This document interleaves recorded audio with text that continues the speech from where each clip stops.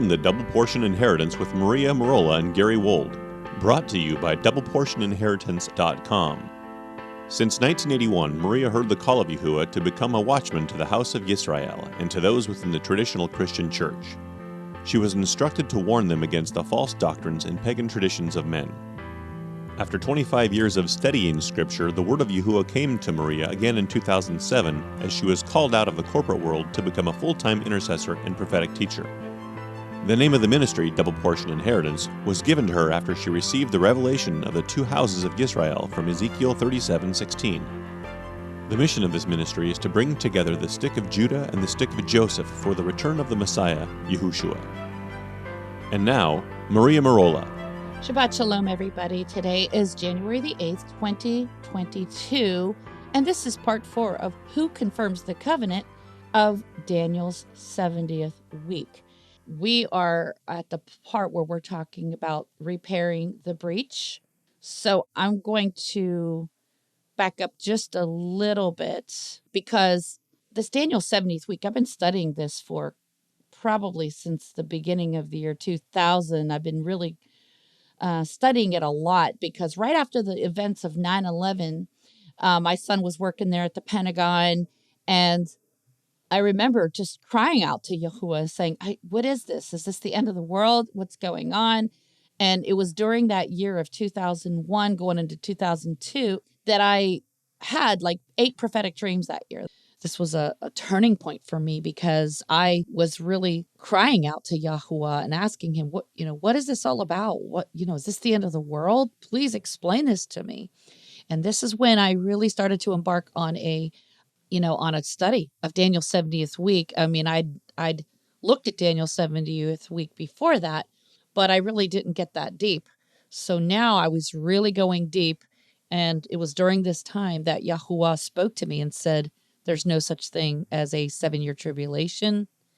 He showed me through Scripture that the tribulation period is only 3.5 years. We are shown in Daniel and also in the book of Revelation that it's for a time, times, and a half times. And that word time in Hebrew, moed, means a year. It's a one annual cycle of 7 feast days. So a moed means a year, a cycle of feasts. So times would be the plural, 2 years, and then a half times would be a half of a year. So time, times, and a half times is 3.5 years. He showed me from Scripture the ministry of the 2 witnesses. That is 1,260 days. That's exactly 3.5 years with the restored calendar.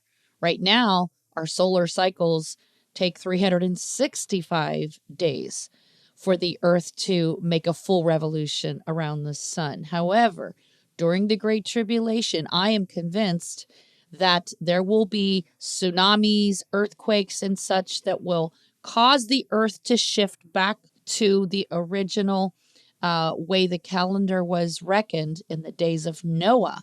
So this means that we'll go back to a 360-day year, which means the days will be shortened. Remember, our Messiah said, except those days should be shortened, no flesh would be saved.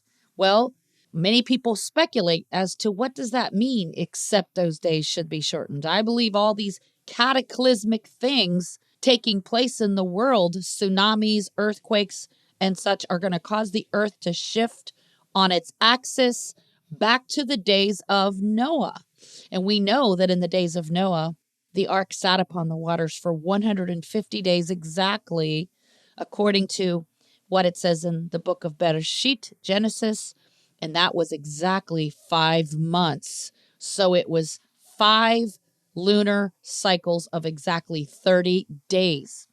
Currently, because our earth has had many different shifts because of, natural disasters and such, we have 1 month that's 29.5, and then the next month is 30, and it alternates like that. But I believe in the days of the 2 witnesses, we're going to go back to 30-day cycles, exactly 1,260 days divided by 3.5 is 30 days. That means we're going to have 3.5 years of 30 days, 30 days, 30 days, and so on. So That's what it means by except those days should be shortened. And so I want to read just a little bit here from my blog called Jubilee Cycles Reveal the Possible Second Coming of Messiah. You see, in the days before the flood, or even after the flood, I should say, in Genesis 6:3, we are told that man's days will be 120 years on earth. However, the Hebrew word for years, it's number 8141 in the Hebrew Strong's Concordance. It's the word shana, which can be translated as an age. And of course, that can also include Jubilee cycles. That's 50-year cycles. The root word for shana, which is H8138, means to fold, to duplicate, to double, to repeat. This repeating pattern also applies to the Shemitah. That means every 7th year, which is called a sabbatical. Yahuwah commands us to count 7 Shemitahs, 7 sabbaticals equal 49 years, and that takes us to the 50th year, which is a Jubilee. So a Jubilee cycle takes place once every 50 years, according to Leviticus 25. 120 times 50 equals 6,000 years. Okay, so there are varying theories as to when the final Jubilee will arrive. I have looked at many teachings on this subject over the years. One of those theories purported that Messiah would return in the year 2017, and I never did agree with that one. A well-known Hebrew roots teacher started talking about the year 2017 as being the possible second coming, and I just never agreed with it. Always, I'm not going to say his name, but I always thought it was wrong.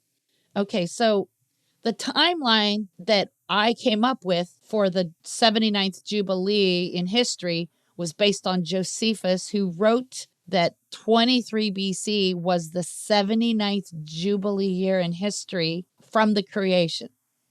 The Jewish calendar leaves out the years before the flood.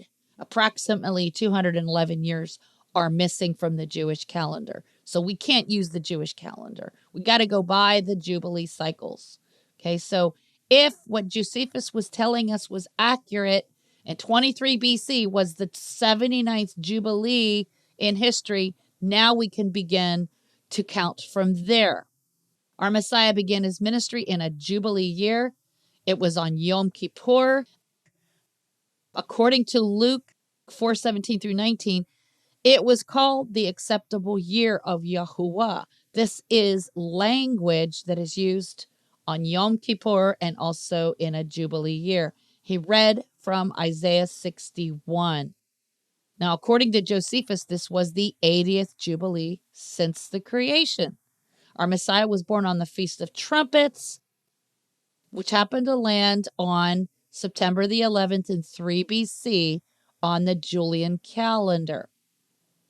Now, as a side note, I hear a lot of people, when they learn this information, they start celebrating our Messiah's birthday on September the 11th. That's a mistake. We shouldn't be celebrating his birthday on September the 11th, okay?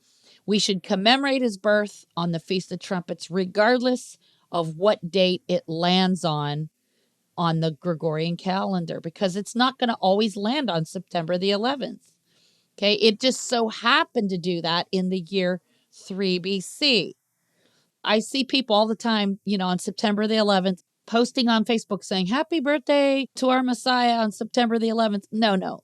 You don't want to use the Julian calendar to commemorate when he was born. You want to always make sure it lands on the Feast of Trumpets.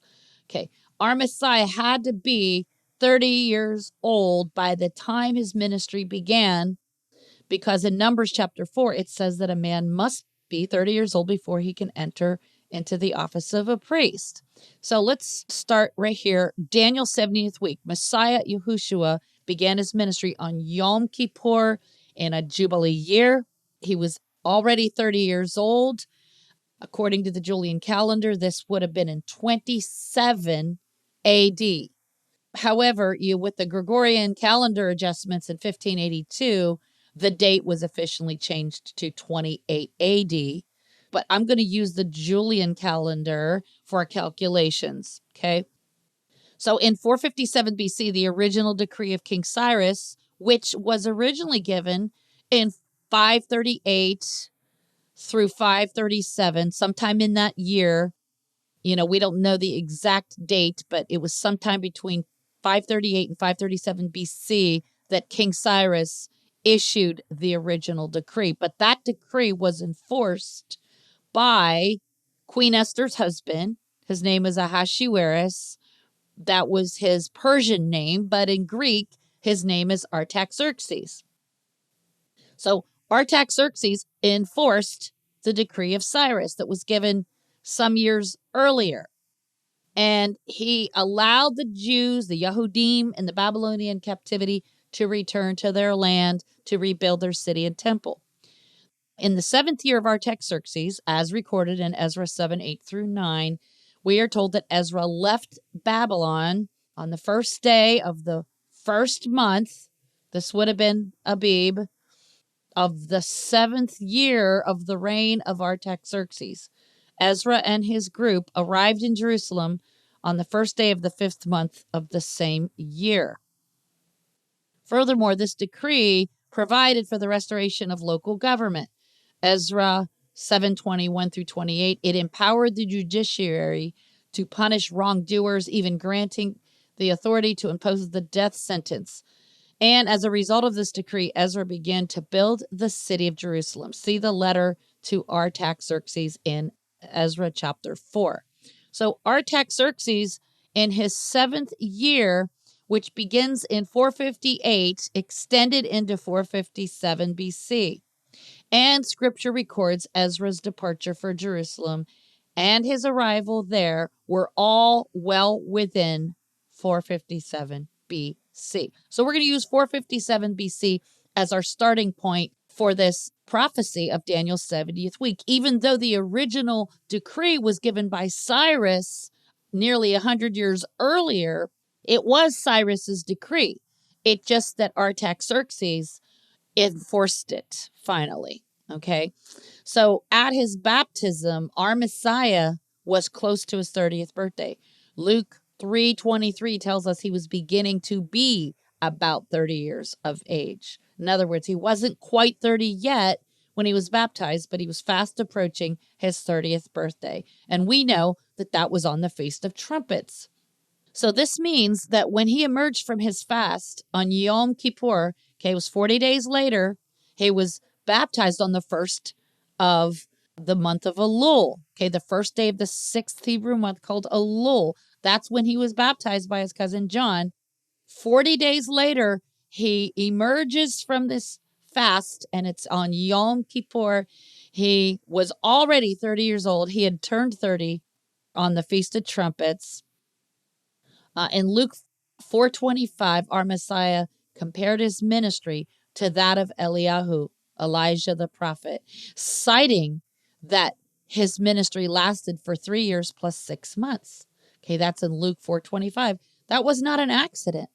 I believe he mentions that on purpose so that we would connect and go, oh, he's comparing his ministry to that of Elijah, and even telling us how long Elijah's ministry was, 3 years plus 6 months. Why? Because that's how long his ministry would last. So we have clear proof our Messiah's ministry was 3 years plus 6 months. In other words, 3.5 years. Now, I know that, a well-known Hebrew roots teacher, Michael Root, I love the guy. I really do. I love him dearly, but I disagree with him. He says our Messiah's ministry was 70 weeks, 70 literal weeks. And I just can't get on board with it. It's wrong. It doesn't add up. Therefore, we can calculate how many years are remaining of Daniel's 70th week. Between Daniel 9:24 and 9:27, we are shown by the Malach, the angel Gabriel that spoke to Daniel, will begin the decree in 457 BC, which takes us to 27 AD. That's when Yahushua began his ministry. This would be 484 years of the prophecy would have elapsed. It's a total of 490 years. 70 times 7 is what Gabriel told Daniel that he said there would be 70 times 7 weeks. So that's a total of 490 years. But out of the 490 years, 484 years had elapsed at the time when Messiah begins his ministry. We have to subtract 1 year to account for the absence of the year 0, which takes us to 483 years. Now, some people might find this confusing, but there's a website here that I included in this blog. It says calculating years across BC and AD. Okay, so a year 0 does not exist in the Anno Domini. That's the Latin. Anno Domini means the year of our Lord. That's what AD stands for. Now, there was a Catholic monk by the name of Dionysius who tried to calculate the years from the BC, people say before Christ, but it really stands for before the Common Era. Some people say it stands for before Christ. It doesn't matter either way. But he tried to calculate this and he got it wrong. He messed up the calculations by 3.5 years. The calculation is thrown off exactly by 3.5 years, which is interesting.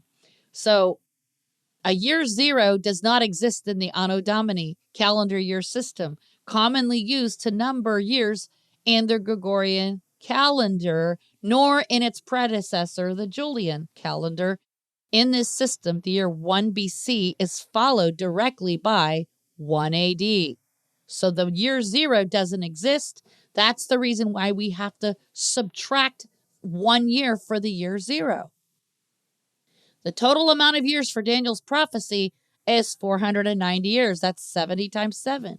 So starting with the 490 years, we subtract 483 years, leaving 7 years. So our Messiah begins his ministry at the 483rd year of Daniel's 70th week, leaving 7 years.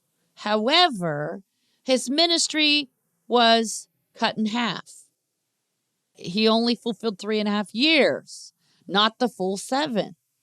Now, this perplexed me for a long time, and I wondered, well, why wouldn't he have finished the 7 years? I mean, 7's the number of covenant, but it began to become clear to me. He had to die in the midst of the week, as it says in Daniel's prophecy, in the midst of the week, he would cause the sacrifice and the oblation to cease. And so I understood why when Yahuwah spoke to me and said, why did King Solomon almost cut the baby boy in half? And when he asked me that question, the prophetic picture came clear to me. I said, okay, I get it. So in other words, the house was still divided at that time. You had the kingdom of Judah, who wouldn't accept him as the Messiah. And then you had the Gentiles, the 10 lost tribes that were hearing the gospel.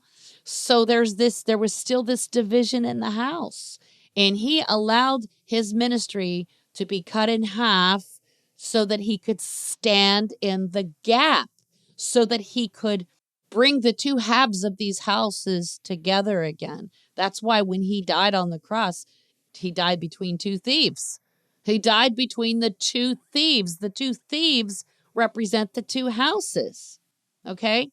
So, in other words, 486.5 years, 486.5 years of the 490 years have been completed with our Messiah's ministry, leaving 3.5 years remaining of Daniel's prophecy.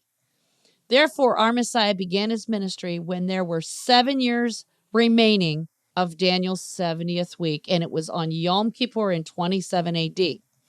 Now, in this graphic I created, I'm going to show this to you, okay? By adding 2,000 years or 40 Jubilees from when our Messiah began his ministry, we come to the year 2027. But if you're going by the Gregorian calendar changes, it could be 2028. That's still left to be determined. But somewhere in this time period, 2027 to 2028, I believe that he could very well return on Yom Kippur in one of these 2 years, which will probably fall around September 30th or October 1st, depending on the new moon sighting. So I created this graphic and I show from the beginning Messiah's birthday, Feast of Trumpets. On the Julian calendar, it was 4 BC. On the Gregorian calendar, it was 3 BC. It was the Hebrew year 3970. The Jewish year, which leaves out the years before the flood, it was 3759. So he was a newborn, right? Now we keep going throughout the course of his life. When he's 1 year, 2 years, 3 years, 4 years, 5 years old, and so on. When we get to Feast of Trumpets, 27 AD, this was the year 4000. It's exactly 4,000 years from the creation, if we count the Jubilee cycles as Josephus recorded them, we come to the year exactly 4,000. Now, he was in the wilderness fasting on the Feast of Trumpets still. He was 30 years old at this point. This was his 30th birthday. He became eligible for priesthood. Numbers 4:3 through 47 explains this. Then, 10 days later, on the Day of Atonement, he emerges out of his 40-day fast. It's still 27 AD. It's still the year 4000. He begins his ministry on Yom Kippur, and it was the 80th Jubilee in history. And this is when I believe he would have begun his ministry. So from Yom Kippur to Yom Kippur is 1 year. So Yom Kippur, 28 AD, he was 31 years old. That was 1 year of his ministry. The following year, 29 AD, that was the second year of his ministry. He was 32 years old. The following year, 30 AD, he was 33 years old. Okay. Now, on the Hebrew calendar, it would have still been the same year, 4003. But because the Romans count January as their new year, by this point, according to the AD reckoning, it was 31 AD, and he was 33 and a half years old. This is when he would have died. Okay. So now I'm not prophesying that Messiah is coming back for sure on 2027 or 2028. But I'm saying that based on the data, this is what it's looking like. Okay. Now, if Yom Kippur 2027 and 2028 arrives and our Messiah has not returned, I will just chalk it up to the wrong data. This blog, I wrote it in August 2021.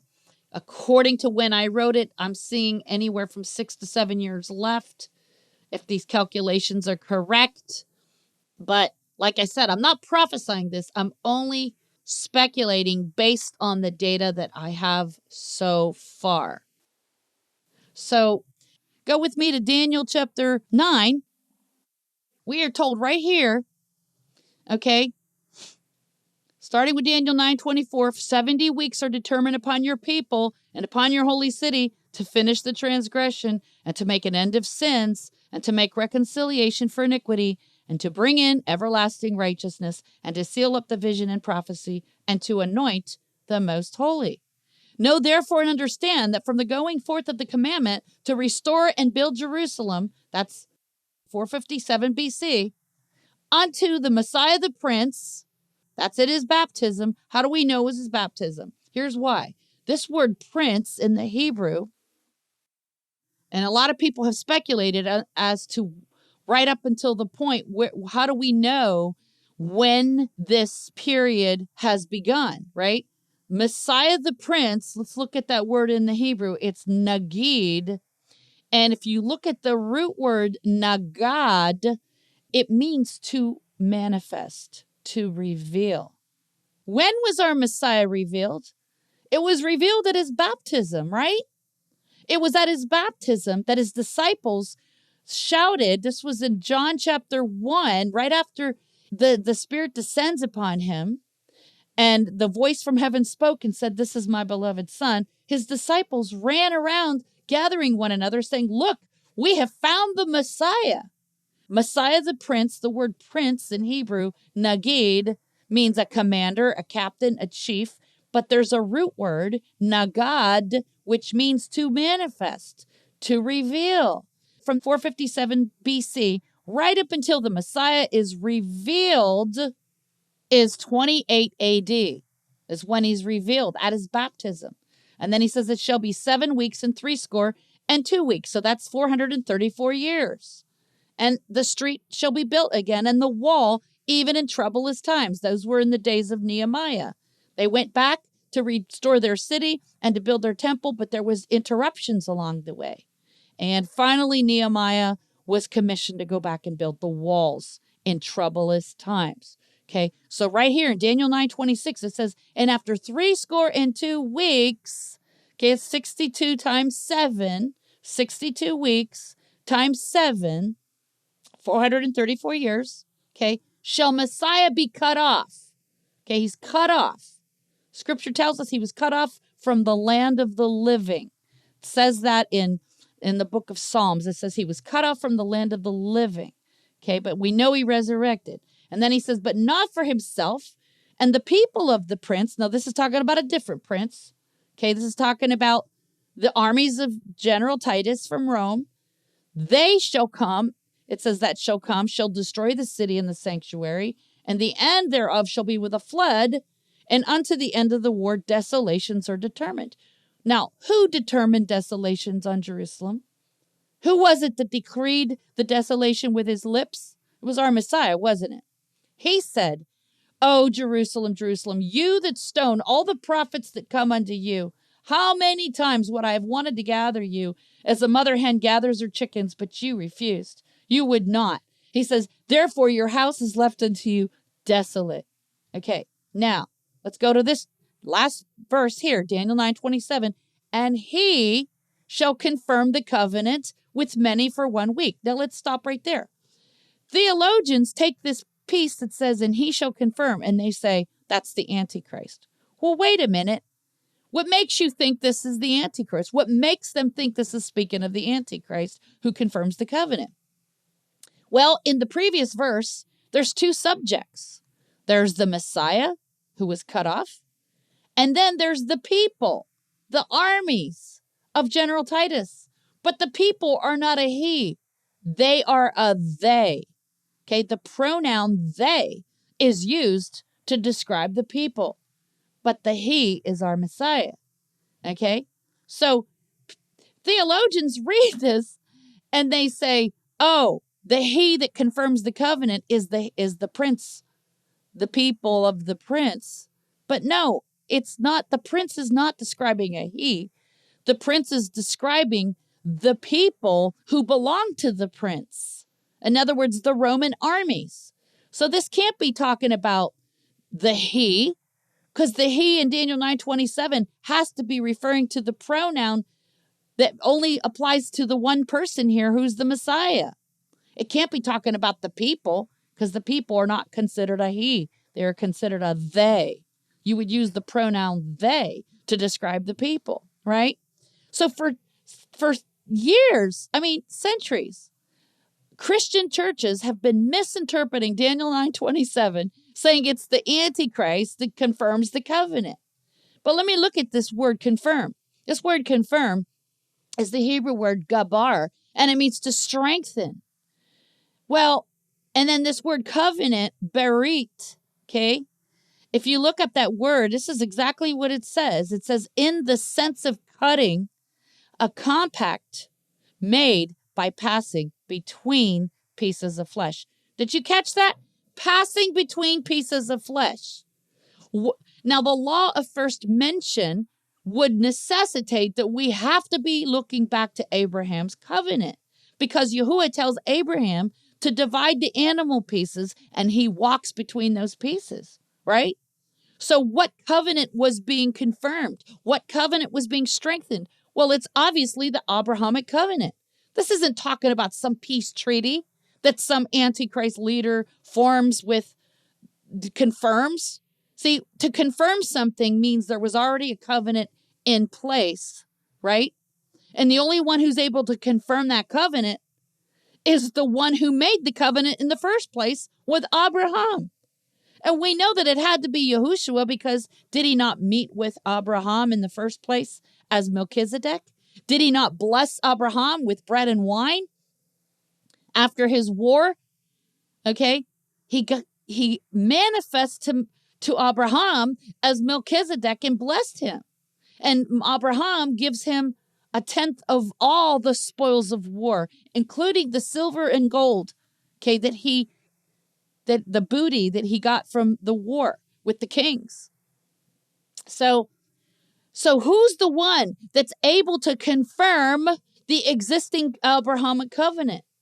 The only one who qualifies is the one who originally formed the covenant with Abraham in the first place, Yahuwah, who is also Yahushua. Okay? That no Antichrist leader has the authority to confirm the Abrahamic covenant. If he tries to confirm the Abrahamic covenant, he's an imposter. And we know who confirmed, or who thinks he's confirming, the Abraham Accord, do we not? We know who that is. Okay? The imposter, pretending to be the Messiah, that he's acting like he's going to confirm. He doesn't have the authority, but he's pretending to do it. Okay? So we know this is the Messiah who confirms the covenant with many for 1 week. Now, the night before he died, which was Passover, the Bible says in Luke's gospel, he lifted up the cup and he says, "This is the blood of my covenant, shed for many." Now, that word many is important because it's the word rab and in Hebrew. And that word many, if you look it up, it means the multitude of nations. Remember, Jacob, he's blessing his youngest grandson, Ephraim. He's about to die. This is in Genesis 48. Jacob's about to die, and he doesn't bless the Joseph's oldest son, Manasseh. He blesses Joseph's younger son, Ephraim, gives him the blessing of the firstborn. And he says, "You shall become a multitude of nations." Okay? In other words, in Hebrew, that phrase, multitude of nations, is melo hagoyim, which means fullness of the Gentiles. Okay?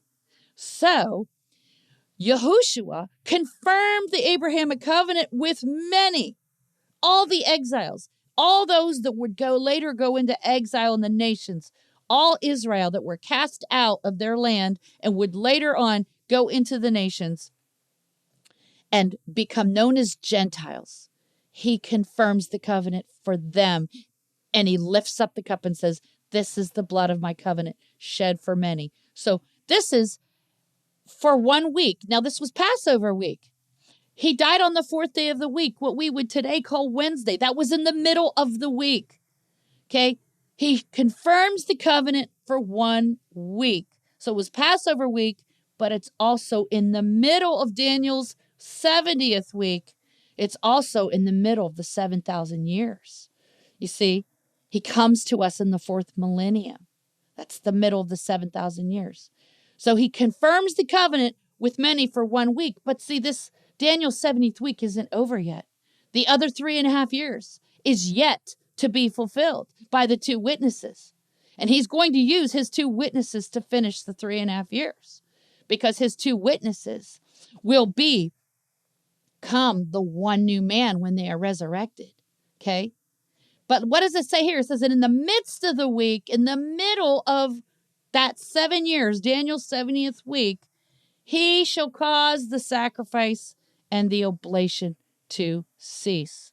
Okay, now, of course, the anti-Messiah, the Antichrist will do that as well. He's going to cause that sacrifice and oblation to cease. Why? He's going to imitate the Messiah. Of course, he's going to, they're going to start up the animal sacrifices again, I believe, in Jerusalem. I believe that Trump's going to rebuild the temple, as they've been asking him to do. Okay. And I believe they're going to start the animal sacrifices again, as prophesied by Daniel. And in the middle of that week, Daniel's 70th week, that would be right when the two witnesses begin their ministry, anti-Messiah is going to step on the scene and say, no more animal sacrifices. I'm putting up a statue of myself instead. And he's going to cause everybody to worship the image, his image, okay, in the temple. And it tells us that, and for the overspreading of abominations, he shall make it desolate. Well, of course, the Antichrist is the one who makes Jerusalem desolate.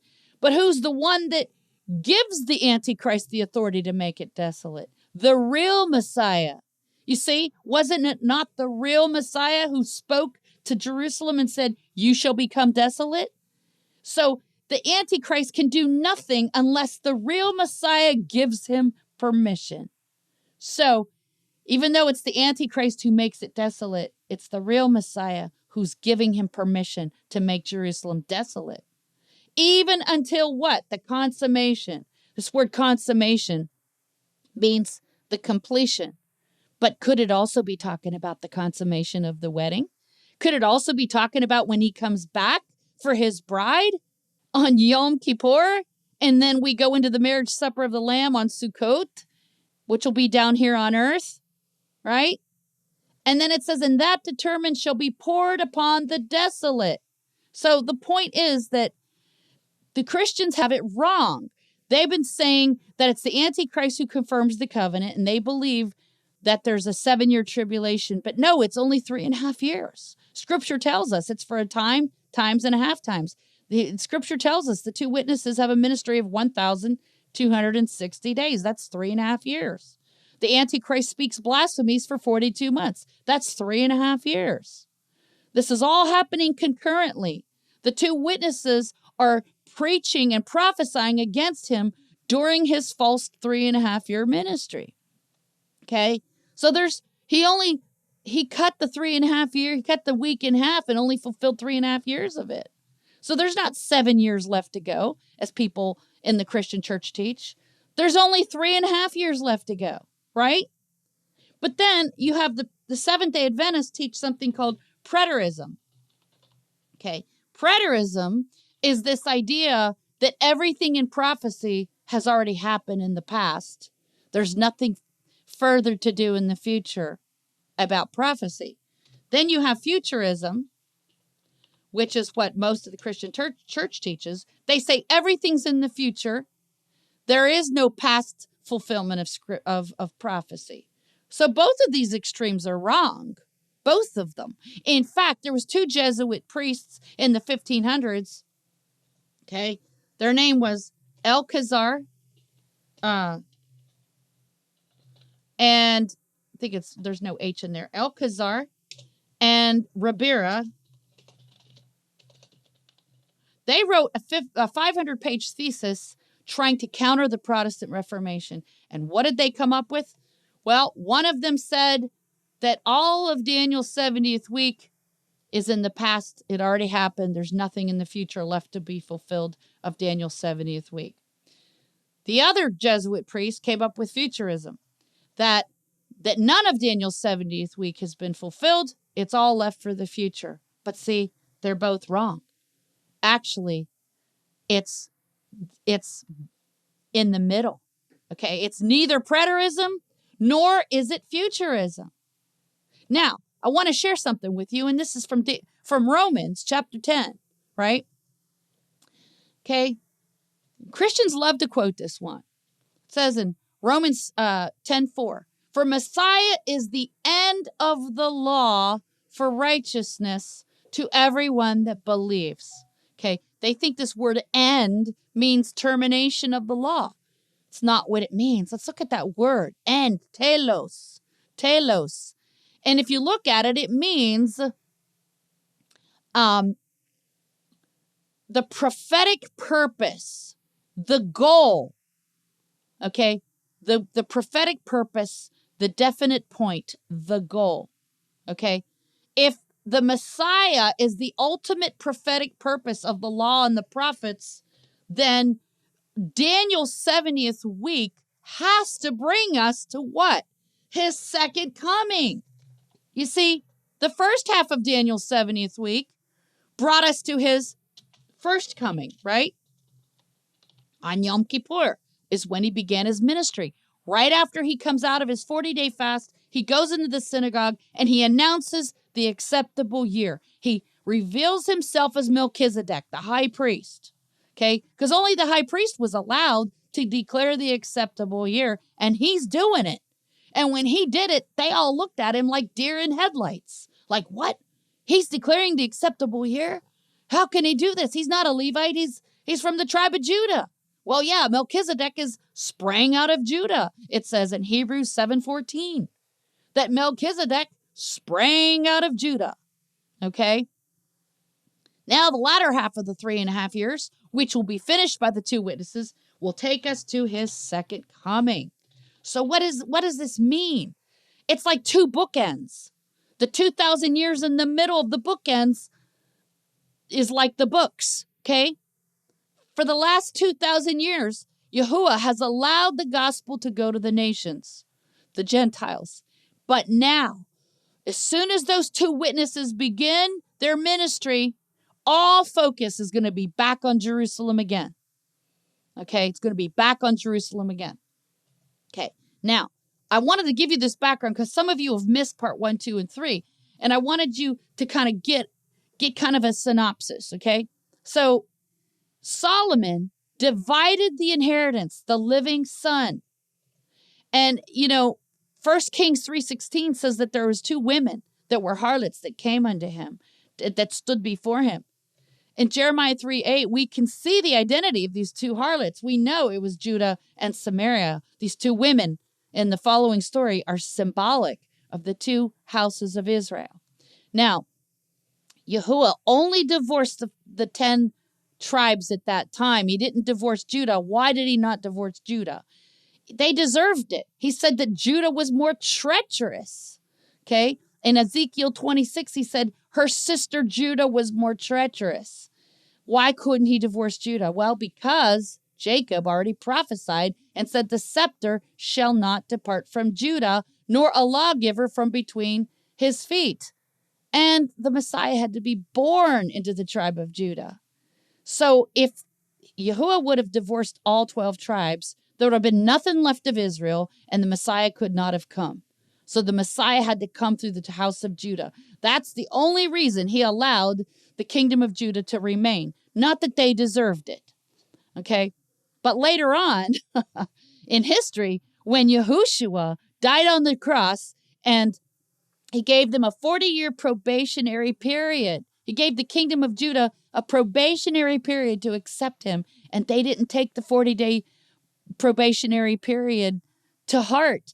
What happened 40 years later after he spoke those words? Rome comes and destroys their city and their temple, and they are left desolate. At that point, yes, he does divorce them. At that point, the Jewish people, the kingdom of Judah goes out into the nations. Okay, but he's going to marry all 12 tribes again. He's going to marry them again. Okay, first, Melachim. Of course, only the ones that accept him. Not everyone's automatically going to be saved just by virtue of their DNA. Okay, it's about obedience. Okay, first Melachim, 1 Kings 3:17. And the one woman said, "Oh, my Lord, I and this woman dwell in one house, and I was delivered of a child with her in the house. And it came to pass the 3rd day," isn't that familiar? The 3rd day after I was delivered, that this woman was delivered also. The 3rd day after I was delivered, this woman was delivered also. So, in other words, the dead child was killed. The woman says on the 3rd day after I was delivered, this other woman delivers. So the one that gets killed is from the woman that killed her child. And then 3 days later, this other woman gives birth to a child. That's like the resurrection. And she says, and we were together. There was no stranger with us in the house, save we 2 in the house. Okay? So this is talking about the 2 houses of Israel. And this woman's child died in the night because she overlaid it. In other words, she turned over and accidentally smothered her child to death. Okay, Now, verse 20 says, and she arose at midnight and took my son from beside me while your handmaid slept, and laid it in her bosom, and laid her dead child in my bosom. Now, this story has familiar language to the parable of the 10 virgins in Matthew 25, 5 through 9. Do you recognize it? In both of these stories, the women arose at midnight. You see, the foolish woman who stole the baby from the wise woman is the same as the foolish virgins who had no oil in their lamps, and they wanted to borrow the oil from the wise virgins. Listen to what it says in Matthew 25, 5 through 6. While the bridegroom tarried, they all slumbered and slept, and at midnight there was a cry made, behold, the bridegroom comes. Go you out to meet him. Okay, you see, the dead son represents the crucified Messiah, but the living son represents the resurrected Messiah who is able to redeem the two harlots. But if the living son was killed, neither of them could be redeemed. Okay, this is why Messiah had a ministry of 7 years that was divided in half. You see, by dividing his ministry in half and having a gap of 2,000 years for the Gentiles, it gave the two houses of Israel a chance to see how foolishly they have been behaving by rivaling with one another.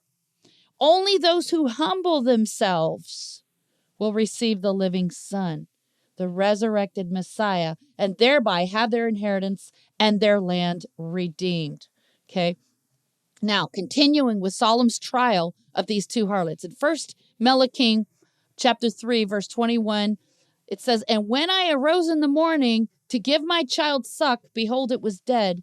But when I had considered it in the morning, behold, it was not my son, which I did bear. And the other woman said, no, but the living is my son, and the dead is yours. And this said, no, but the dead is your son, and the living is my son. Thus they spoke before the king. You see, these two women are fighting over the living child. Okay? Because why? In those days, women could not inherit a piece of land unless they had a male heir. Okay? The one harlot doesn't really care about the child. She only cares about herself. She knows that even a child that's been cut in half, she loses the child, she still gets to inherit. Okay? The other woman only cares about the child. She's not thinking of herself. Then said the king, the one says, this is my son that lives, and your son is the dead. And the other says, no, but your son is the dead, and my son is the living. Okay?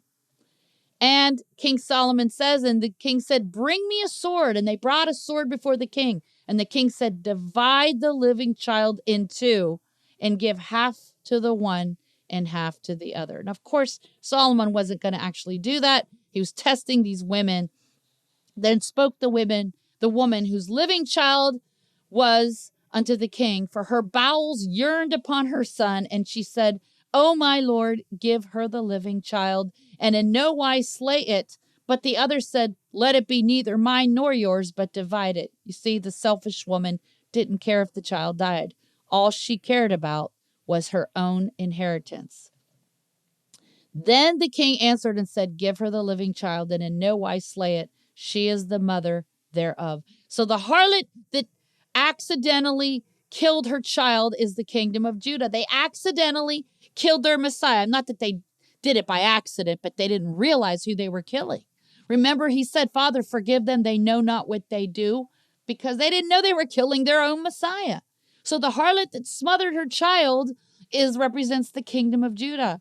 It's the other harlot who cares about the child, who wants the child to live. She represents the other 10 tribes, the Samaritans, the ones that the kingdom of Judah refused to let come back into the land. Okay? Then the king answered and said, give her the living child, and in no wise slay it. She is the mother thereof. You see, in this story, both harlots represent the two houses of Israel, Judah and Samaria. The capital city of Ephraim at that time was Samaria. The living son is the Messiah, who would later on be born to the nation as their kinsman redeemer to redeem their inheritance. So remember, Jacob in Genesis chapter 48, he prophesied over Joseph's youngest son, Ephraim, and he says, you shall become a multitude of nations. Okay, the kingdom of Ephraim, the capital city was Samaria.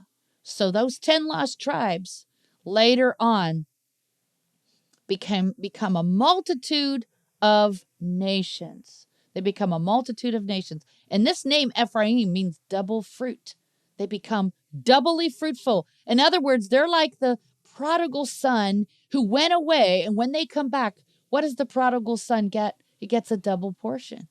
Even though the older son deserved the double portion, it's the son who humbled himself who gets the double portion. He squandered the first inheritance, but when he comes back and he's broken and he's repentant, the father gives him a second inheritance. He gives him a ring on his finger. He puts a robe on him, puts shoes on his feet, and says, all that I have is yours. The older brother doesn't think it's fair.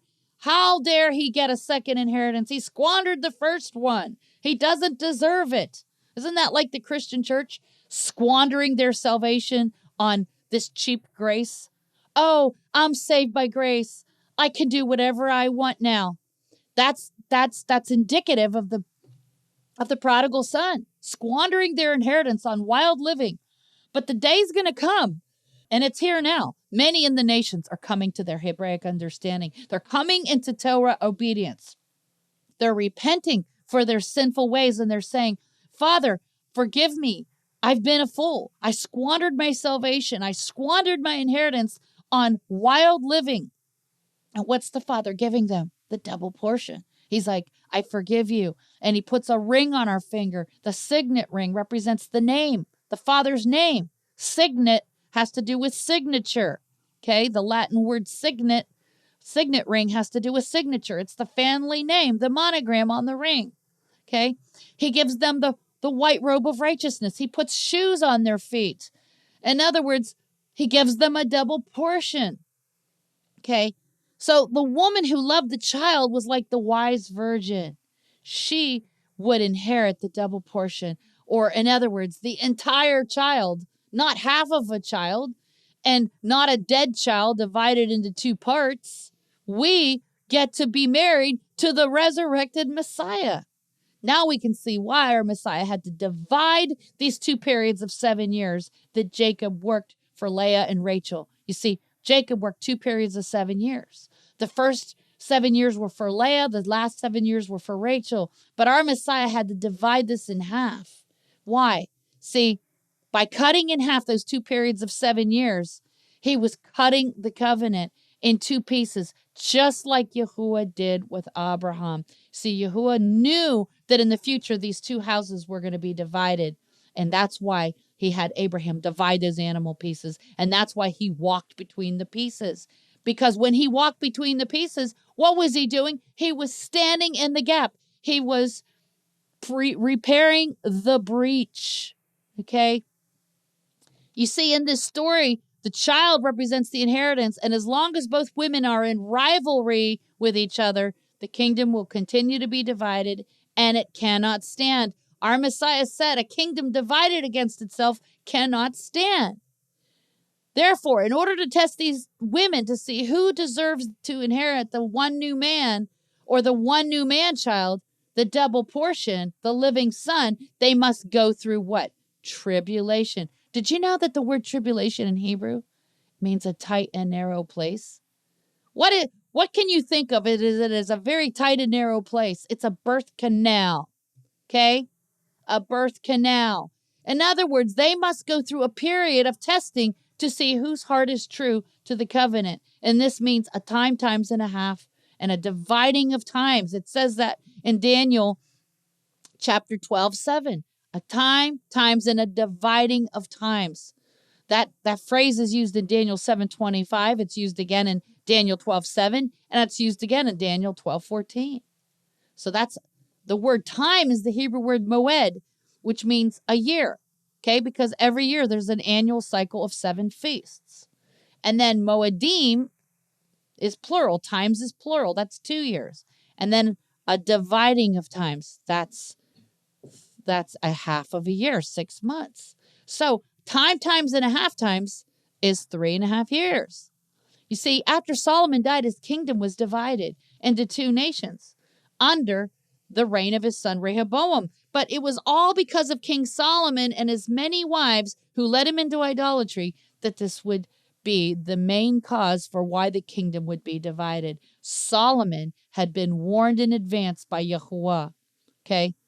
In 1 Kings 11, he was warned, but his kingdom was still ripped away from him. Now I'm going to jump back over to, because I already read some of this last week, but I wanted to kind of, for those of you that missed it, I wanted to give you some understanding of what this term repair of the breach means, because we've all heard it all of our lives, when we're singing songs. Back in the day when I used to go to church, we used to sing these songs about repairing the breach, and it's out of Isaiah's prophecy, Isaiah 61. Okay. But we didn't understand what that meant. Okay.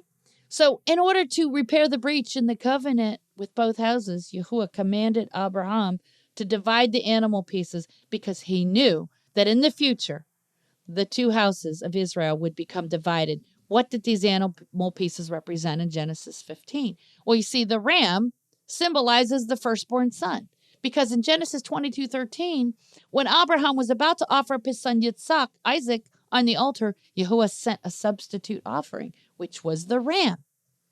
This is why the ram symbolizes all those who are born again of incorruptible seed.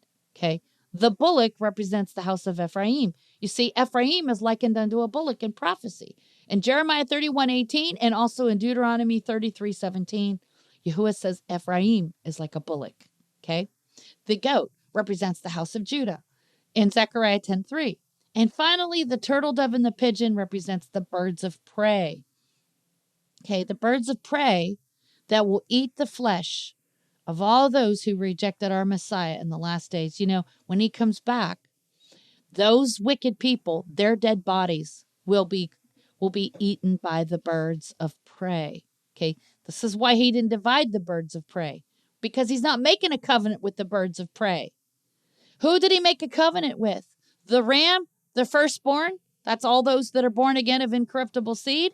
The bullock, that's the nations. Ephraim shall be called a multitude of nations. Okay. And the goat, okay, the Yom Kippur goat that represents the kingdom of Judah. So you've got the kingdom of Judah, which is modern day Israel today. You've got the bullock, which is Ephraim, the nations, and then the ram, born again, firstborn people. We are the firstborn. So he divided those 3 animal pieces. He didn't divide the birds of prey. So when the fowls came down on the divided pieces, Abraham had to drive them away because they symbolized the adversary, the devil, who has always wanted to devour the inheritance. This is why Yahuwah walked between the pieces to close the gap in the divided house. This is why our Messiah divided the 7 years for Rachel into 2 periods of 3.5 years. And this is why there has been a 2,000-year gap between both covenants and the restoration of both houses. You see, this 2,000-year gap is called the fullness of the Gentiles, Romans 11:25. The prophetic purpose of this gap was to accomplish the very same thing that King Solomon accomplished when he tested those 2 harlots to see who was the genuine mother. In Revelation 12:1-5, there is a woman who gives birth to a man-child. Who is this woman? Well, you see, this prophecy has a dual fulfillment. At the first coming of Messiah, the woman in Revelation 12 was Miriam, his mother, the mother of our Messiah, and she gives birth to the literal man-child, which is Messiah. However, before his second coming, the woman in Revelation 12 is Jerusalem. Remember, Paul said this in Galatians 4:26. He said, Jerusalem is the mother of us all. And the man-child is the one new man, described by Paul in Ephesians 2:15. You see, this one new man consists of born-again Yahudim, Jews, as well as born-again Gentile converts. Like the 2 harlots that were tested by King Solomon, the true mother of this child was willing to forfeit her inheritance so that the son might live. The other woman was not the genuine mother because she only cared for her own interests. Thus, the true bride of Messiah only cares for the sheep as she lays down her life for them, just as our Messiah did. Okay? When these two harlots realized that their rivalry would result in neither one of them having an inheritance, the real mother revealed herself. Similarly, Yahuwah caused this 2,000-year gap to exist to test both houses of Israel in order to show them how foolish they have been to allow division and sibling rivalry in the house. As a result, neither house has the inheritance, but the Gentiles now have what they were meant to have all along, which is the living son. When Jacob gave his blessing that belonged to Reuben and Simeon, his two oldest sons, he gave that blessing to Joseph's sons, Ephraim and Manasseh. We know this because he says to Joseph's sons, they shall be mine as Reuben and Simeon are mine. Okay, what he's expressing there is that Joseph's sons, Ephraim and Manasseh, he was giving them the birthright that rightfully belonged to Reuben and Simeon. And what's interesting is, see, Reuben's name means look, a son, Reuben. Okay, so look, and Yahuwah blessed Leah with Reuben because he saw her affliction. And then Shimon means, hearing, because Yahuwah heard her affliction. See, Reuben represents eyesight, Simeon represents hearing. How many times was Israel accused of having eyes to see but do not see, having ears to hear but do not hear? Okay, so Reuben and Simeon represent the two eldest sons of Jacob, or Israel. Okay, they did not get the inheritance. The inheritance went to Joseph's sons. Joseph is a prophetic type of Messiah. When he's in Egypt, he gives birth to Ephraim and Manasseh. Just like when Messiah's gospel went to the nations, he gets married to a Gentile woman, just like Joseph married an Egyptian woman. Our Messiah got married to the Gentiles and the nations. They became born again, and they became the bride of Messiah. Okay, so when Jacob gave his blessing to Joseph's sons, they were humbled, and they suddenly realized that their jealousy and their rivalry, Joseph's brothers recognized that their jealousy and their rivalry would cost them their inheritance to the heathen nations. Joseph's sons were regarded as Gentiles because they were born in Egypt, and therefore the original sons of Jacob did not inherit the blessing because of their sibling rivalry, because they tried to kill Joseph. They hurt Joseph. They caused division in the family. In these last 2,000 years, we have seen a gap or a breach between the house of Israel, but now in these last days, that breach is about to be repaired. What does this word breach mean? Let's look it up. In Strong's Concordance, it's number 6556. Peretz is the name. It's one of the twins that Tamar gave birth to when she's impregnated by Judah. Okay, and that name is, we say Pharez in English, but it's Peretz. It means a breach. It means a gap. It means bursting forth. It means a broken wall. Okay?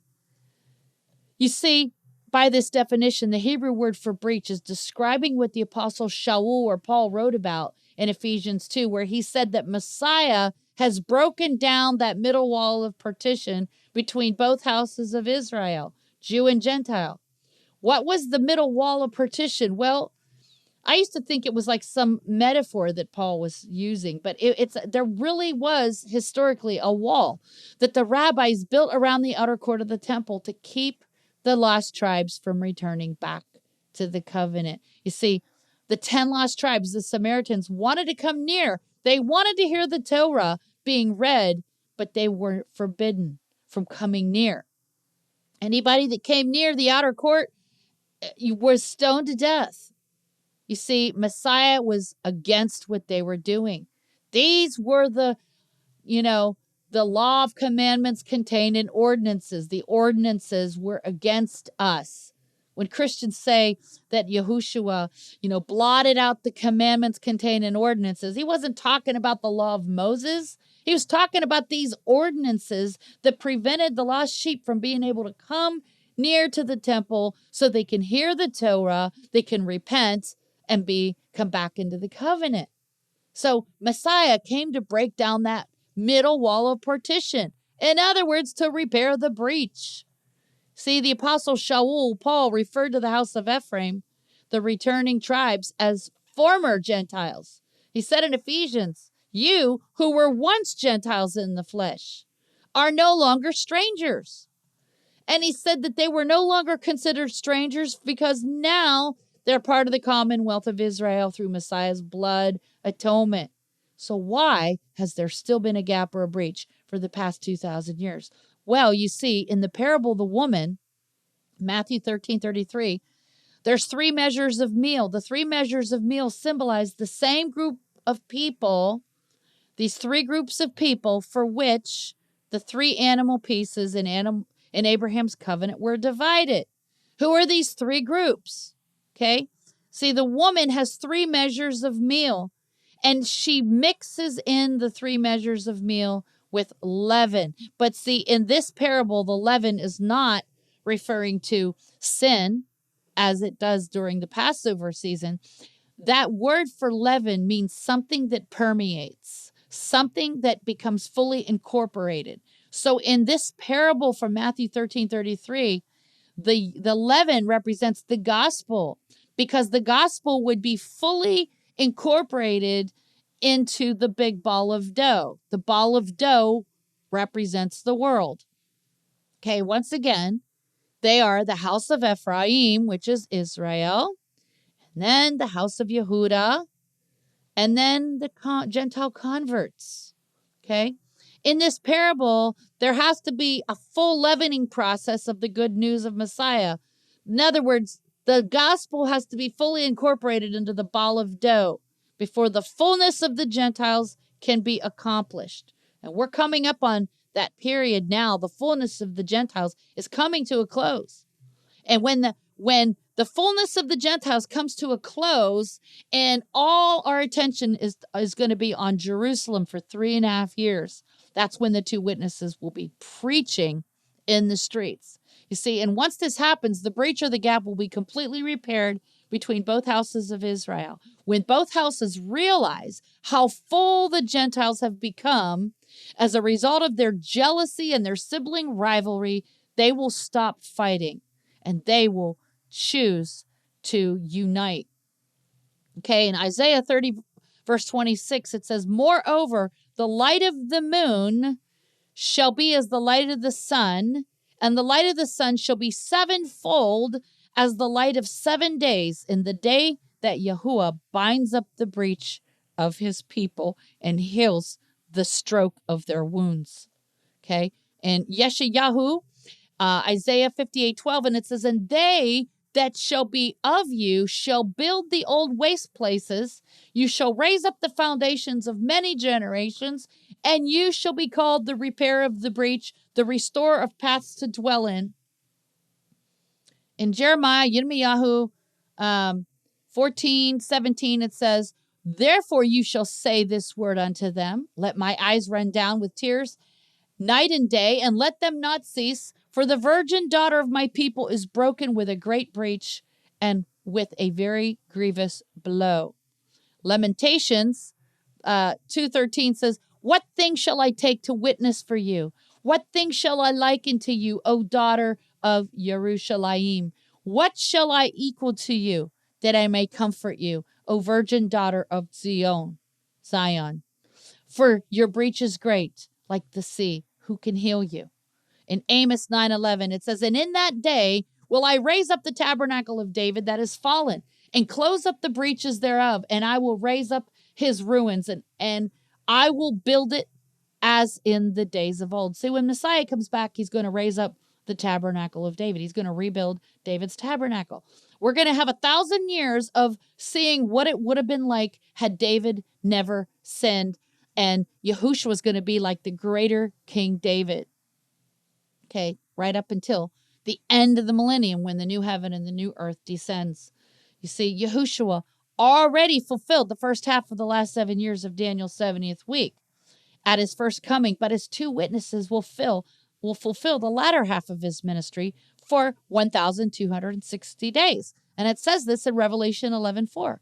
So leading up to his second coming, the two witnesses will complete the week, Daniel's 70th week. When these two witnesses are killed at the end of the tribulation and then resurrected, they will be born of the woman, Jerusalem, who is the mother of us all. Okay? In the prophecy of Revelation 12, there are two layers of fulfillment. It was first fulfilled when Messiah Yahushua was born to the literal woman, Miriam, and he was that man-child in Revelation 12:5 who was caught up unto Elohim after he resurrected. But in the last days, the prophecy of Revelation 12 applies to his body of believers who will follow the same pattern as he did, which means those that tell you there's no such thing as a rapture, they're wrong. It's not pre-trib, it's post-trib. Yes, we will be caught up to meet Messiah in the air, and we will be gone during the 10 days of awe. The days between the Feast of Trumpets and Yom Kippur, during those 10 days, we will be consummating in the huppah in my Father's house. He said, in my Father's house, there are many rooms, many mansions. So we will be caught up. The bride will be caught up to meet him in the air. We will be gone during those 10 days. But guess what? We're coming back with him. Revelation 19 says that the armies that followed him were clothed in white linen, fine and clean. And that is the righteousness of the saints. The bride of Messiah is coming back with him to fight in this war with him against the wicked. But see, we're going to be in our incorruptible bodies at that point. So it's not going to matter. We will be indestructible. Okay? Our Messiah will rule all nations with a rod of iron. But his corporate man-child will also be born to the woman, Jerusalem. And we, the bride, will be caught up to Elohim at the seventh trumpet blast. Revelation 11:15. That's the last trump. Okay? The corporate man-child will be gone from earth during what is called the 10 days of awe. And during this time, the woman in Revelation 12 will be taken into the wilderness under Yahuwah's protection. This woman is none other than the other half of the bride that typifies Rachel. You see, those of us that are born again, when the rapture or the catching away of the bride happens, they typify Leah. They're the fruitful bride, the bride that has become fruitful, doubly fruitful. Okay, Leah, she typifies the fullness of the Gentiles. She typifies Ephraim, the double fruit. But there's this other half of the bride that typifies Rachel, and those will be the Jews in Jerusalem who during those 10 days of awe, they're going to go and buy the oil. Remember the wise virgins said to them, go buy oil for yourself. Okay, so during those 10 days of awe, there will be Jews that did not get taken up in the rapture. They will go and buy the oil of his name. They're going to go, wait a minute, it was him all along. It was Yahushua. Our sister is gone. The other half of the bride is gone, and we missed our day of visitation. And they're going to be mourning and weeping and crying because they're going to realize we missed the wedding. They're going to go buy the oil of his name during those 10 days of awe. And when he lands his feet on the Mount of Olives, they're going to be ready for him. They're going to be weeping and mourning for him. And they will look upon him whom they have pierced. And they will mourn for him as one mourns his only son. You see, nevertheless, Jerusalem will have to suffer tribulation for 10 days. Revelation 2:12 or 2:10, excuse me. He tells Smyrna that they have to suffer tribulation for 10 days. Now, that always baffled me because I thought, well, why do they have to suffer tribulation for 10 days? But Philadelphia has the open door that no man can shut. They have the key of David. Okay, Smyrna, if you look up that word Smyrna, it means strengthened for myrrh. Strengthened for myrrh. Myrrh is an essential oil. It's an embalming fluid. People use it to anoint dead bodies. It's also a purifying agent. During the 10 days of awe, they're going to purify themselves like Queen Esther. You know that Queen Esther purified herself with myrrh before going to meet the king. Okay? They're going to be like Queen Esther. They're strengthened for myrrh. They're going to go and prepare themselves with myrrh. Myrrh symbolizes mourning. It's a purification ointment. Okay, they're going to die to the old self. They're going to be ready to meet the Messiah at the Mount of Olives. Many of them will be killed. You know, he says that Satan will desire to cast some of you into prison. And he says to hold on, you know, till the end so that you might receive the crown of life. So after Philadelphia is gone, Smyrna is going to have to suffer tribulation for 10 more days. Can you give a quick reference to the Key of David? Oh, yeah. The Key of David. I have another blog called The Key of David. Let me find it real quick. He that opens and no man shuts. Here it is. Okay. The Key of David. He that opens and no man shuts. And I highly recommend this blog because it really gives you a lot of insight into the end times. So basically, this is from Isaiah 22:22, which I find interesting. And it's also from Revelation 3:7. Okay. Now this word key is this Hebrew word, mafteach is how you say it in Hebrew, mafteach. It's an opener. Okay. It's an opener. It comes from this other word, patach, to open wide. Okay. To loosen, to let go free. What is the key? The key is his name. Okay. The oil of his name. Song of Solomon 1:3 says, your name is like oil poured forth. Therefore, do the virgins love you? Okay. So, you know, there's a lot more to it, but I would like to just kind of finish this teaching before we move on to talking about the Key of David. Okay. So, you know, in 1 Timothy 2:15, the Apostle Shaul, Paul, says something rather peculiar. If you go with me there, 1 Timothy 2:15, okay? 1 Timothy 2:15. Okay. So in this passage, a lot of people misunderstand this. They think that Paul is forbidding women to speak. Let all women learn in silence. He says, I suffer not a woman to teach. Okay.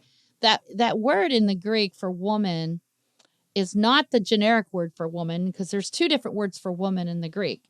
The word for female is thelus, but the word for wife is gune.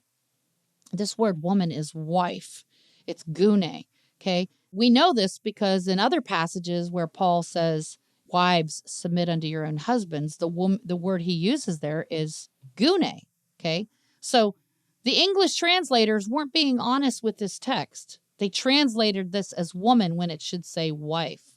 I suffer not a wife to teach, nor to usurp authority over the man. And the word here for man is the Greek word aner, which just specifically means husband. It's not talking about a male.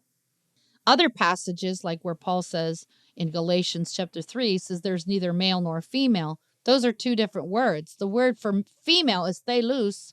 The word for male is arson. Okay?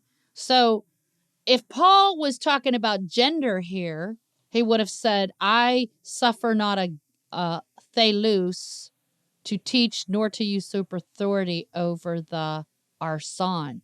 But he wasn't referring to gender here. He was talking specifically about the marriage covenant, right? Because he uses Adam and Eve as an example. So he's obviously talking about the marriage relationship. Because see, in Ephesus, where he's given this, he's writing this letter to the Ephesians, that culture was steeped in female dominance, feminine dominance. They were feminists on steroids. They worshiped the goddess Diana. They worshipped these feminine deities, and they even used to just like, you know, some of you may have watched the Wonder Woman movies where, you know, Diana is, you know, it's like this feminine based culture where all the women rule and the men are like eunuchs. You know, they castrate the men, you know. Well, that's what this culture was like. So Paul is trying to bring balance and order back into their culture. And this is why he's saying, I don't permit a wife to teach or to usurp authority over the husband, but to be in silence. So it's because you see, in those days, they segregated the congregation. The women used to nurse the babies and they had to cover up, and plus, they had the laws of uncleanness where if the woman was on her menstrual cycle, she had to sit on a different side of the room where the chairs were only for the women. And then the other side of the room, the chairs were for the men. That way, in case there was any issue of blood on the chairs, then the men wouldn't become unclean by having sat on the chairs where the women's blood happened to be there. So the congregations were segregated. Half the room was for the women, half the room was for the men. So why does he say to be in silence? Because sometimes women would shout at their husbands across the room and say, honey, what's the pastor talking about? What's the preacher talking about? And it was causing all kinds of disruption. So, and I had to learn all this stuff by really studying the culture. You have to study the culture to understand the context of what was going on. Okay. Now, of course, if the husband says to the wife, honey, teach me to make those pancakes that you always make. Of course, the woman's allowed to teach the husband to make pancakes because he's asking her to teach him. He's asking her for guidance on how to cook something in the kitchen. When he's talking about teaching, he's talking about the woman is not to rule over her husband. Because what did Yahuwah say in the garden? He says that the man should rule over the woman. The husband should rule over the wife, right? He says, for Adam was formed first and then Eve. There's your context. It's talking about marriage. He's not saying women aren't allowed to talk in the assembly. My husband gives me permission to teach because he recognizes the anointing and the calling. So he doesn't give me a hard time about teaching. But I don't try to rule it over him. I still subject to his authority. Okay? And Adam was not deceived, but the woman being deceived was in the transgression. Okay? Now check this out. This is the verse that's peculiar. 1 Timothy 2:15, notwithstanding, she shall be saved in childbearing if they continue in faith and charity and holiness with sobriety.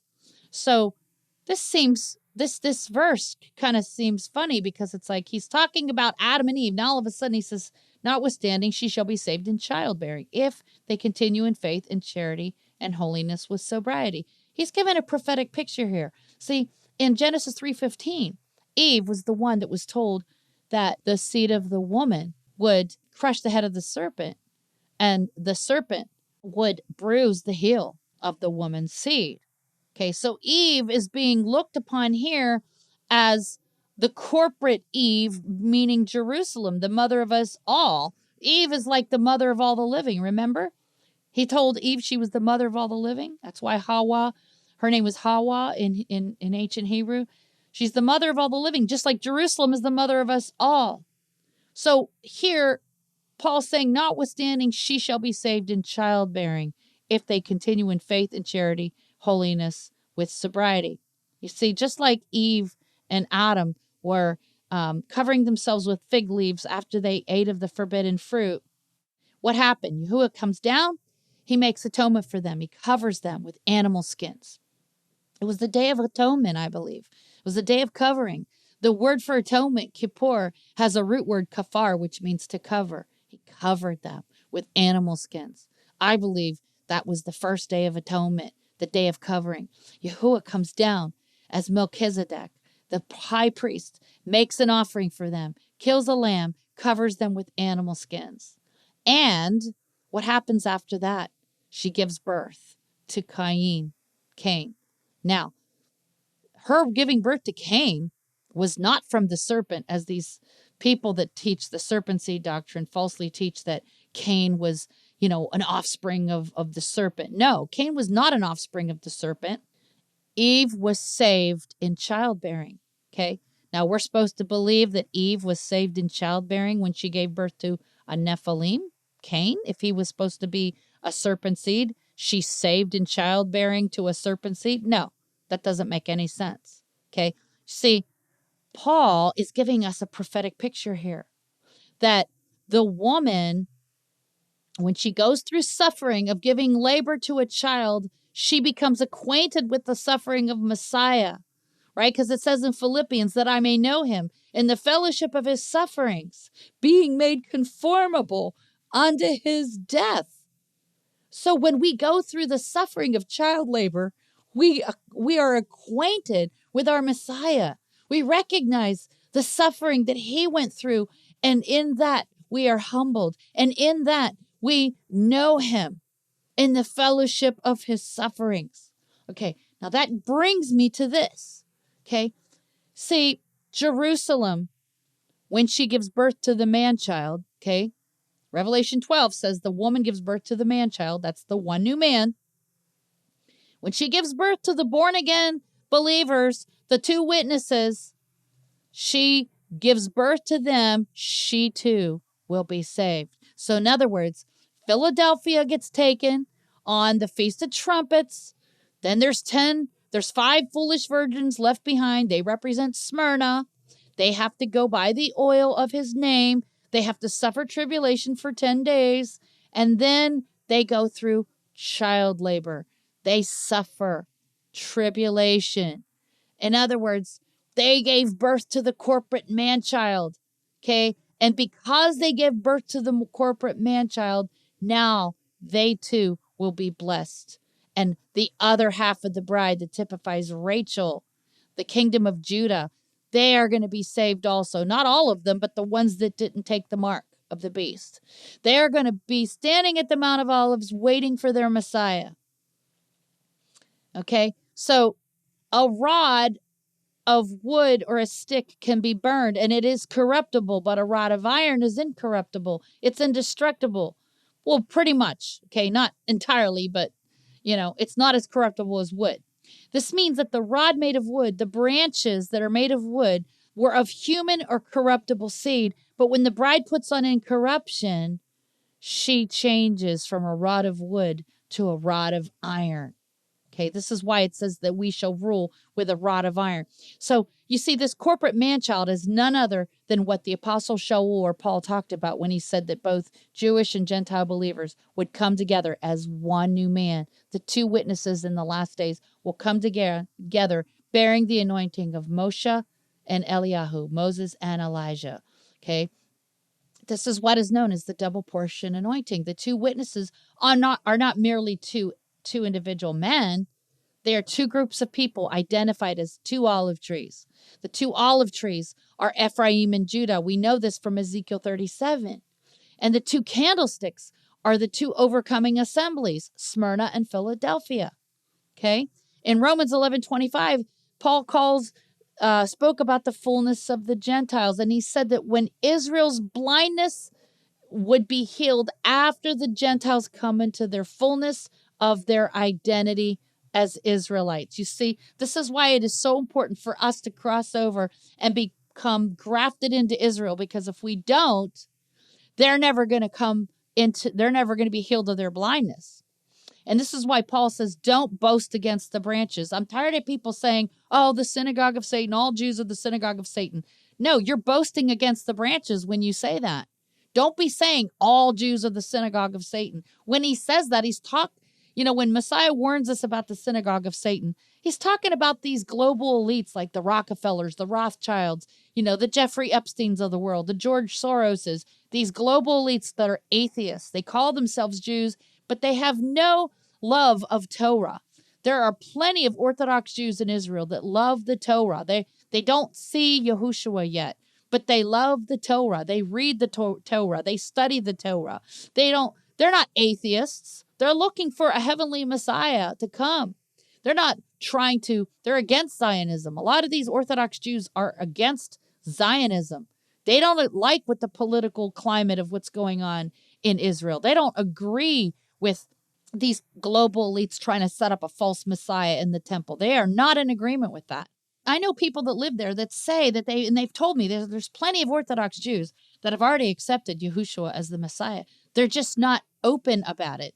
And I understand, he says, if you're ashamed of me, I'll be ashamed of you also. But for the time being, they're afraid of being excommunicated from their community. They're afraid of being disowned by their families. So many being beat up or having their property destroyed. Right. So it's pretty serious over there.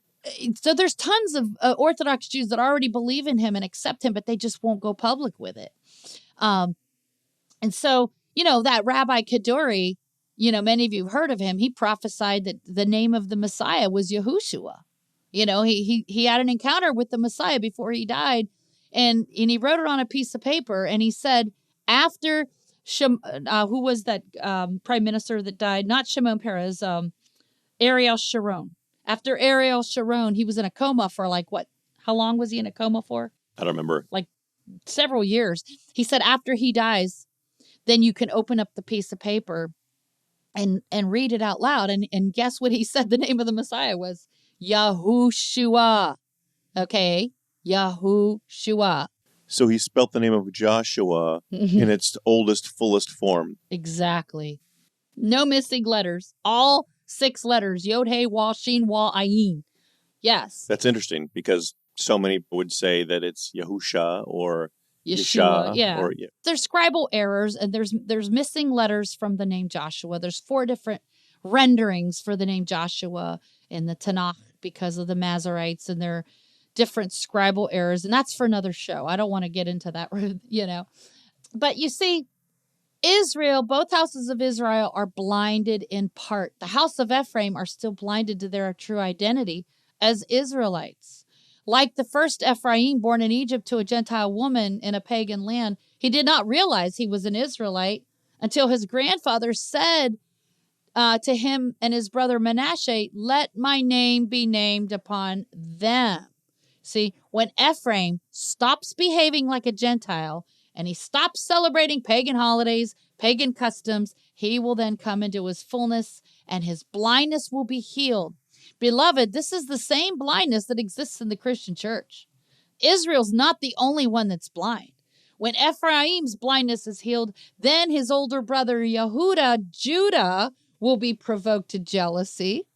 And that is when the sister rivalry will begin between Rachel and Leah. You see, in order for both houses of Israel to be saved, there has to be a time of rivalry or a time of tribulation.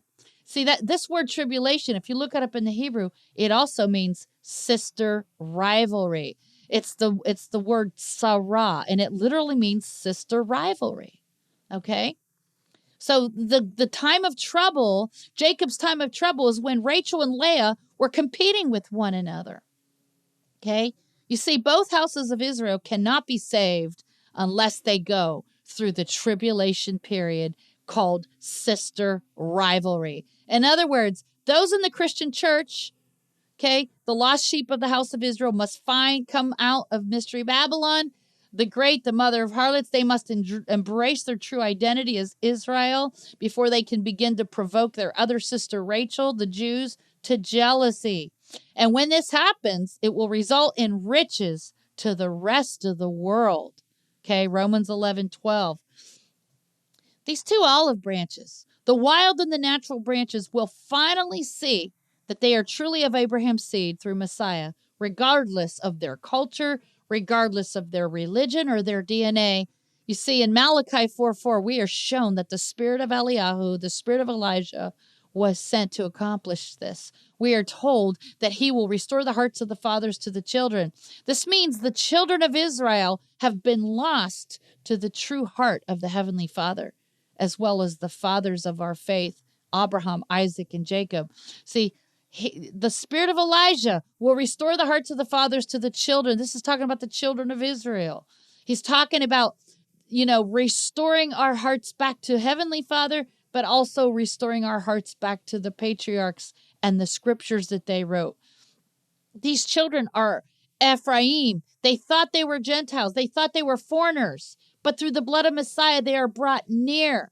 Ephesians 2:15. And when these children in all the nations, these lost children, discover that their identity is with Israel, then the other house, the house of Judah, which is symbolic of Rachel, the barren woman. You see, Rachel was barren at first when she and Jacob first got married. She was jealous of Leah, her sister, because Leah was just popping out children like crazy, and she was barren for a while.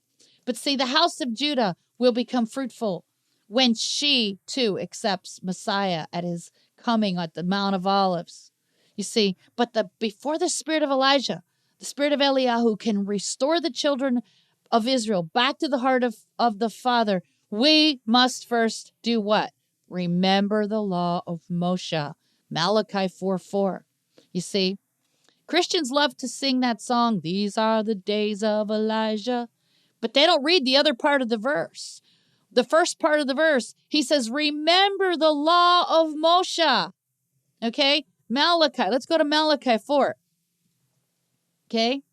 He says, remember you the law of Moshe, my servant, which I commanded unto him in Horeb for all Israel with the statutes and the judgments. And then after that, he says, behold, I will send you Elijah the prophet before the coming of the great and dreadful day of Yahuwah.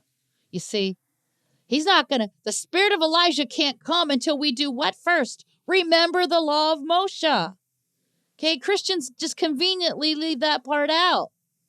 They're all about the spirit of Elijah, but they have forgotten the law of Moshe. So, Christians, if you're listening, okay, if you want the spirit of Elijah to come and restore all things, remember the law of Moshe, okay? In the final analysis, we can see that the true Messiah is the one who confirmed the Abrahamic covenant for 1 week, a Shabuah, a 7-year period. Yet, will the false Messiah try to mimic the genuine Messiah by forming a 7-year peace treaty? Okay. Well, I believe that he will attempt to imitate what our Messiah has already done. We've already seen it with Trump and the Abraham Accords. Okay. See, the Vatican will establish I believe the Vatican will, now I wrote this blog a long time ago, okay, before the Abraham Accords. So it says here, the Vatican will establish a fake 7-year peace treaty in order to create a diversion, to throw people off, thereby causing the Jewish people to believe that he is the one who's fulfilling Daniel 9:27. And when this happens, they will believe that their awaited Messiah has come, rather than Yahushua HaMashiach, who has already begun to confirm the covenant for a 7-year period that was cut in half. The true Messiah will finish these 7 years through his 2 witnesses in the last days. But at the same time, concurrently, the false Messiah will invent a 7-year peace treaty. Okay? It says here in Daniel 8:25, and through his policy, he also shall cause craft to prosper in his hand, and he shall magnify himself in his heart, and by peace shall destroy many, and he shall also stand up against the prince of princes, but he shall be broken without hand. Now, how does he destroy many by peace? Well, the Abraham Accords had a clause in it that said all the citizens of United Arab Emirates and Israel and Bahrain, these 3 kings that he subdued, it says that the little horn shall subdue 3 kings. Well, Trump did that already. He subdued 3 kings. Okay, Bahrain, Israel, and the United Arab Emirates. Okay, and there's a clause in that agreement that says they all have to cooperate with the snake bites. Okay, and so by peace he shall destroy many. Okay, you see, and there's more. There's like a little bit more, but this has to do with in 2013 Pope Francis met with Abbas. Okay. And at that time, I was looking at, it says Pope Francis wants to sign a peace treaty with Israel, right? It says this right here. Abbas invites him to visit the Holy Land. Okay. And, Pope Francis said he wants to sign a peace treaty with Israel. Okay. Now remember in 1 Thessalonians 5:3, it says, for when they shall cry peace and safety, then sudden destruction comes upon them as travail upon a woman with child, and they shall not escape. Well, we know that as soon as Trump and Jared Kushner went to Israel and proposed this peace agreement, the very next day, the pandemic broke out in the world. Sudden destruction. Okay? Sudden destruction. It was in January of 2020. They proposed the peace deal. They knew the Palestinians were not going to go for it. But the very mention of it, the very suggestion of it sent shockwaves through the entire world. And, I talk about this in my blog called Is President Trump a Globalist? I talk about how the correlation between Jared Kushner and Trump going to Israel and proposing this peace to prosperity deal, and how it caused shock waves to go through the whole earth and sudden destruction. All right, so the peace to prosperity, this is at the White House's website, whitehouse.gov, peace to prosperity. It says a vision to improve the lives of the Palestinian and Israeli people. Okay, so on January 28th, 2020, Netanyahu met with Trump to announce the deal of the century. The next day, the World Health Organization announced a worldwide pandemic. In other words, sudden destruction. And to go along with the pandemic, the word safety is now the key operative word. You know, how many times right after this pandemic have we heard people say safety, peace and safety? People say, be safe, be safe. Okay. This was the deal of the century. Now, of course, he didn't actually establish the Abraham Accords until August 13th, 2020. But it was the very mention of this peace to prosperity deal that caused sudden destruction the very next day. The very next day. So there's no need for us to finish the remainder of this blog because this is all, you know, most of this is stuff that we've covered. But I highly recommend you guys go back and read this if you feel like, you know, you've missed some of it and you really want to glean from it and fully absorb the information. We'll see you next week. Bye-bye. Bye-bye. Yahuwah bless you and keep you. Yahuwah make his face shine upon you and be gracious unto you. Yahuwah lift up his countenance upon you and give you shalom. We hope you've enjoyed today's broadcast and that you are encouraged in your walk with Messiah. For more teachings, subscribe to our YouTube channel and click the bell to be notified of our latest content. Visit Maria's many blogs at doubleportioninheritance.com. That's doubleportioninheritance.com. This ministry is made possible by the prayers and support of listeners like you. To make a donation by PayPal or Venmo.com, use the email address doubleportioninheritance@gmail.com. That's doubleportioninheritance@gmail.com. On behalf of Maria and Gary at Double Portion Inheritance Ministries, may Yahuwah bless you.